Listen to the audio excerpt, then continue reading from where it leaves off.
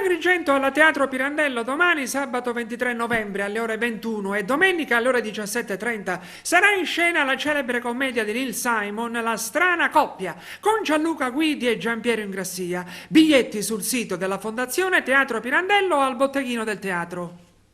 Il servizio di Irene Catarella.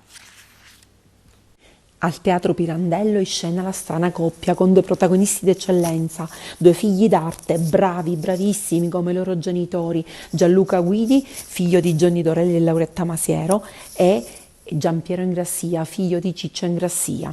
A loro abbiamo chiesto chi sono Felix e Oscar, i protagonisti della commedia brillante. Venite numerosi a vedere Oscar Madison e Felix Unger, o Felix Unger e Oscar Madison, o Oscar Felix e Madison Unger, alle repliche di tutte le Cagliari. Noi debuttiamo con gioia al Teatro Pirandello il 23 e finiamo 24 novembre. Qui ad Agrigento, poi partiamo per la tournée. Però siamo felicissimi di riaprire i battenti della locanda con Madison Unger. Ma chi è Oscar? Chi è Oscar? Oscar è un fanfarone giornalista separato, triste, depresso, senza ritegno, devo dire, senza ordine nella vita, che ospita in casa un suo amico che è Felix Unger. E chi è Felix? Felix è un uomo che fino a quel momento è vissuto, pensava di vivere tranquillamente con la propria famiglia, di essere amato, insomma viveva un po' nella bambagia. In realtà la moglie lo caccia di casa e lui crolla il mondo completamente, quindi cerca rifugio a casa del suo migliore amico. Dalla bambagia alla barbagia. Alla barbagia, esatto. E quindi tenta di trovare conforto a casa sua e da qui nasce appunto lo scontro tra due mondi diversi. Sì. In realtà sono due perdenti perché anche Oscar è separato da più tempo, forse più cinico nei confronti della vita. Fatalista. Felix è più bambacione, nella bambagia, dalla barbagia alla bambagia. E per lui è un mistero come la moglie si sia stancata di lui, ma lui è un grandissimo rompiscatole, uno proprio di quelli perfettini, la polizia, le cene, diventa pesante e quindi... Abbiamo chiesto a Gianluca e Giampiero che significa per loro recitare nella città del grande Luigi Pirandello. Beh, lei che è siciliano, che domandona bellissima.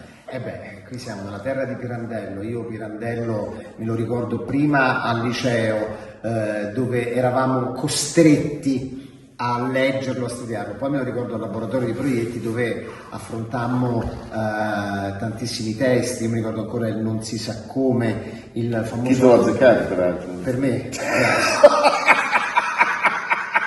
Il monologo della lucertola. Ti ricordi di Foxy, il cane che avevi allora in campagna, quindi era bellissimo.